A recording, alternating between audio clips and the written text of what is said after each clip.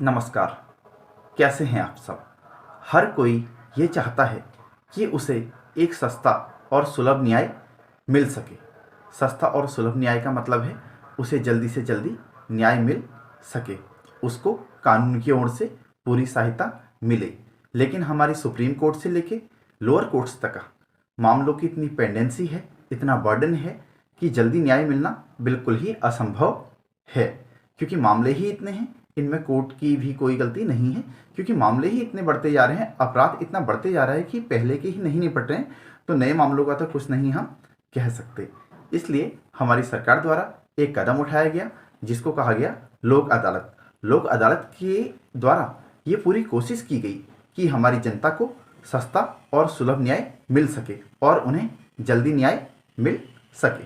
तो क्या है लोक अदालत? चलिए आज जानते हैं, क्योंकि हमारा आज का टॉपिक ही है लोक अदालत। तो लोक अदालत जो है ये हमारी पंचायती व्यवस्था पे आधारित है। पंचायत आप सबको पता होगा, पहले के टाइम पे आपने देखा होगा कि क्या होता था पंचायत में कि पंचायत जो पंच होते थे, वो लोग 5 लोग पंच कहा जाता था। जो पंच होते थे वो दोनों पार्टीज को बुलाते थे और दोनों पार्टीज की बातें सुनते थे और पहले कोशिश करते थे कि उन पार्टीज के बीच में राजीनामा हो जाए। अगर राजीनामा हो जाता था तो ठीक है, अगर राजीनामा नहीं होता था तो पंचायत उन्हें अपनी शर्तों के हिसाब से उनका मामला सेटल कर देती थी। पंचायत अपनी शर्तें रखने के बाद मतलब उनके जो मामला था उसका सेटलमेंट करवा देती थी। तो इसी मतलब संकल्पना पे आधारित है हमारी लोक अदालत। लोक अदालत एक ऐसा माध्यम है जो दोनों पक्षकारों के बीच मतलब ऐसी पार्टीज जिनके बीच में कोई मुकदमेबाजी चल रही है उनके बीच समझौता कराती है, राजीनामा कराती है, उनको बैठाती है एक जगह पे, उनकी बातों को सुनती है, दोनों पार्टियों को समझाती है कि आप मतलब राजीनामा कर लीजिए, मुकदमेबाजी करके कोई फ़ायदा नहीं है। तो इस आधार पे लोक अदालत उन पार्टियों के बीच आपसी सेटलमेंट करवा देती है और मामले को निपटा देती है। इससे दोनों पार्टीज़ को फ़ायदा होता है, ना किसी की जीत होती है और ना ही किसी की हार होती है। बस थोड़ा सा एक लॉजिक आपको लगाना होता है जिसे कहते हैं आपसी समझदारी। आपसी समझदारी और समन्वय से ऐसी मुकदमेबाजी हो जाती है लोक अदालत में ख़त्म। लोक अदालत में जो न्याय होता है वो पार्टी के द्वारा तय की गई शर्तों पे होता है। मतलब लोक अदालत में जो न्याय किया जाता है वो उसमें जो टर्म्स एंड कंडीशन होती हैं वो पार्टीज़ की होती हैं और पार्टीज़ की शर्तों के अनुसार ही ये न्याय होता है। क्योंकि जो हमारी लोक अदालत है, हमारी लोक अदालत को कहा जाता है जनता की अदालत। इसे जनता की अदालत भी कहा जा सकता है, राजीनामे का मंच भी कहा जाता है और एक ऐसा मंच भी कहा जाता है जो हमें सस्ता, सुलभ और त्वरित मतलब जल्दी न्याय दिलाता है। लोक अदालत में ना तो किसी की लोक अदालत में ना तो किसी की जीत होती है लोक अदालत में ना तो किसी की जीत होती है और ना ही किसी पार्टी की हार होती है। दोनों पार्टी अपनी जगह बराबर होती हैं। उदाहरण के लिए एक पार्टी ने दूसरी पार्टी के 10 लाख रुपए देने हैं, तो वो पार्टी अभी 10 लाख रुपए देने में सक्षम नहीं है, कैपेबल नहीं है और दोनों के बीच चल रही है मुकदमेबाजी। तो लोक अदालत में इन दोनों पार्टीज को बैठाया जाएगा और उनसे ये कहा जाएगा कि दोनों की बातें सुनी जाएंगी। उसके बाद जो मेंबर्स हैं लोक अदालत के वो दोनों से कहेंगे आप ये बताइए कि कितनी अमाउंट तक आपका सेटलमेंट हो सकता है। अगली पार्टी कहेगी जिसने पैसे देने हैं मैं 10 लाख तो नहीं दे पाऊंगा, लेकिन मैं 9 लाख दे पाऊंगा, मैं 8 लाख दे पाऊंगा। अगर अगली पार्टी इसमें एग्री हो जाती है, चलो मैं 8 लाख ही रख लेता हूँ, 9 लाख ही रख लेता हूँ, मुकदमेबाजी करके कोई फ़ायदा नहीं है, तो यहाँ पर क्या होगा, इस बात में उसका सेटलमेंट हो जाएगा। लेकिन किसी भी तरीके से लोक अदालत के मेंबर पार्टियों के लिए सेटलमेंट पर दबाव नहीं डालेंगे। जो भी होगा पार्टी की अपनी टर्म्स एंड कंडीशन के अनुसार ही होगा। जैसा कि मैंने आपको बताया कि लोक अदालत की जो हमारी संकल्पना है ये बहुत ध्यान रखने वाली बात है। ये हमारी पुरानी पंचायत की नीति पर आधारित है, क्योंकि उसमें भी मध्यस्थता की जाती थी, इसमें भी मीडिएशन किया जाता है। अब लोक अदालत की संकल्पना आई कहाँ से ये जानते हैं, क्योंकि ये बहुत ज़्यादा जरूरी है कि किसी भी चीज़ की उत्पत्ति कहाँ से हुई है, हमेशा इसे जरूर जानिए। लोक अदालत की संकल्पना सबसे पहले जस्टिस P.N. भगवती के द्वारा की गई थी। Justice P.N. भगवती, सभी ने उनका नाम सुना होगा क्योंकि ये हमारे भारत के पूर्व मुख्य न्यायाधीश रह चुके हैं। मतलब ये हमारे चीफ जस्टिस ऑफ इंडिया रह चुके हैं।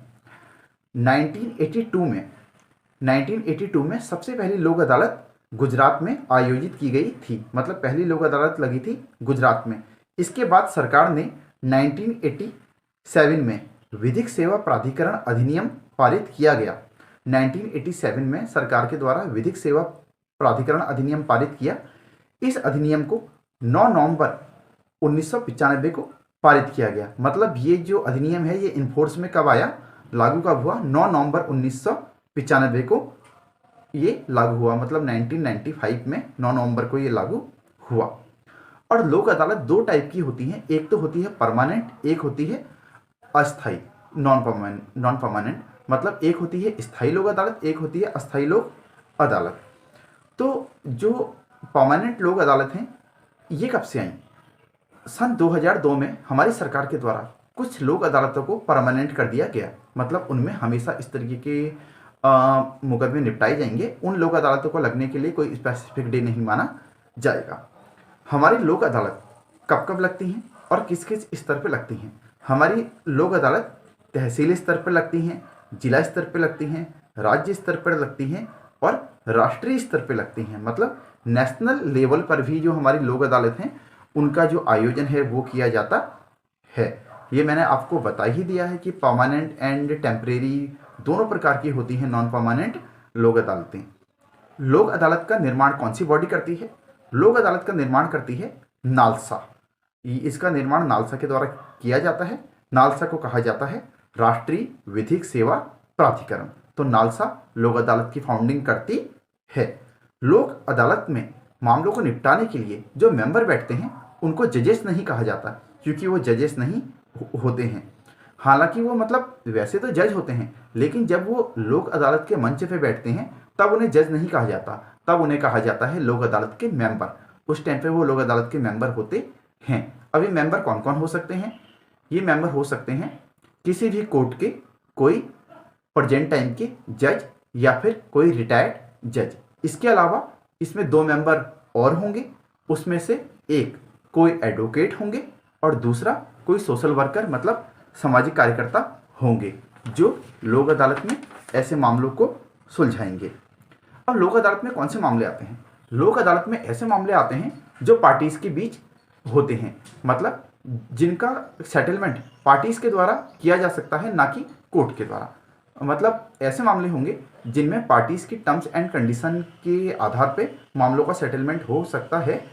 ऐसे मामले जो पार्टीज के द्वारा खुद से वापस लिया जा सकते हैं। मतलब पार्टीज जिन्हें खुद से वापस ले सकती हैं।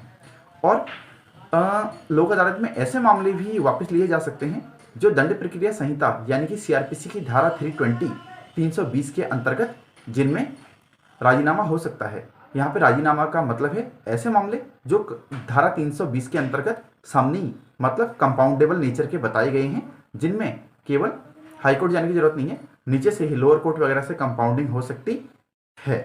अब इसमें कौन कौन से मामले आते हैं? एक तो सीआरपीसी की धारा 320 के अंतर्गत जो मामले दिए गए हैं वो मामले आ सकते हैं।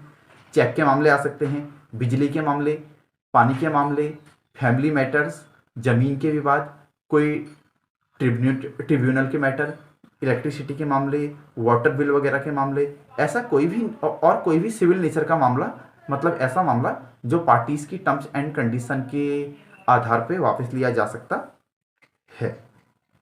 अगर आप अपने मामले का निपटारा लोक अदालत में कराते हैं तो ऐसी लोक अदालत का जो उस मामले में ऑर्डर आता है उस ऑर्डर को एक क्रिमिनल कोर्ट का ऑर्डर नहीं कहा जाता, उसे एक सिविल कोर्ट का ऑर्डर कहा जाता है। मतलब उसे एक दीवानी न्यायालय का आदेश माना जाता है। लोक अदालत के द्वारा दिया गया फैसला दोनों पार्टियों पर बाध्यकारी होता है। मतलब दोनों पार्टियां उस फैसले से बाउंड हो जाती हैं अपनी टर्म्स एंड कंडीशन रखने के बाद। मतलब खुद से लोक अदालत उन्हें बाउंड नहीं करती है। अगर एक बार पार्टीज ने टर्म्स एंड कंडीशन रख दी और जजमेंट आ गया तो उसके बाद दोनों पार्टीज उससे बाउंड हो जाती हैं। और एक बहुत बड़ी बात है जो याद रखने लायक है, लोक अदालत में जो फैसला एक बार कर दिया गया है उस फैसले के खिलाफ किसी भी न्यायालय में अपील नहीं हो सकती है। मतलब लोक अदालत के फैसले में अपील में जाने का कोई प्रावधान भी नहीं है। लोक अदालत के मामलों से पहले कोर्ट क्या करती है, जब लोक अदालत लगने वाली होती है जो भी डेट होती है उस डेट से 1 महीना, 2 महीना, 1.5 महीना पहले पार्टीज को नोटिस भेज देती है। ऐसे मामलों में जो पार्टीज के द्वारा सुलझाए जाने वाले मामले होते हैं, कोर्ट उनमें पार्टीज को नोटिस भेज देती है कि इतनी इतनी तारीख को लोक अदालत लगेगी और आप इस दिन उपस्थित होकर अपनी पार्टी से बात करके अपने मामले का सेटलमेंट करा सकते हैं। अगर पार्टी लोक अदालत से पहले खुद पार्टियों के बीच में बाहरी सेटलमेंट हो जाता है कि हम अपना मुकदमा वापस लेना चाहते हैं, तो वो कोर्ट को इस बात को बता सकती हैं पार्टीज कि हम इस मुकदमे को वापस लेना चाहते हैं, हम इसे आगे नहीं चलाना चाहते हैं। तो कोर्ट क्या करती है, खुद से इस मामले को लोक अदालत के लिए रेफर कर देती है, उसमें लोक अदालत की डेट लगा देती है और लोक अदालत के दिन ऐसे मामले में जजमेंट कर देती है।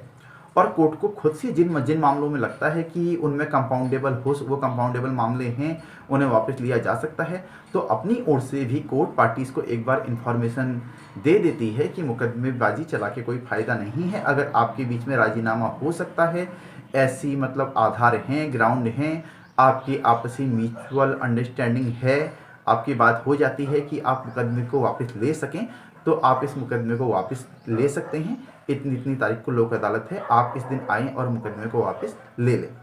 मैं आशा करता हूँ कि मेरा लोक अदालत का टॉपिक आपको अच्छा लगा होगा, समझ में आया होगा। अगर आपको लोक अदालत के बारे में कुछ पूछना है, जानना है, शायद जिसे मैं वीडियो में ना बता पाया हूँ, हो सकता है कि कुछ स्किप कर गया हूँ, तो आप मेरे से कमेंट सेक्शन में पूछ सकते हैं। हमेशा की तरह एक ही रिक्वेस्ट करूँगा, चैनल को सब्सक्राइब कीजिए, वीडियो को लाइक कीजिए, ज़्यादा से ज़्यादा शेयर कीजिए, वॉच कीजिए। आपसे मिलता हूँ इसी तरीके से कानून की अगली कहानी में। नमस्कार।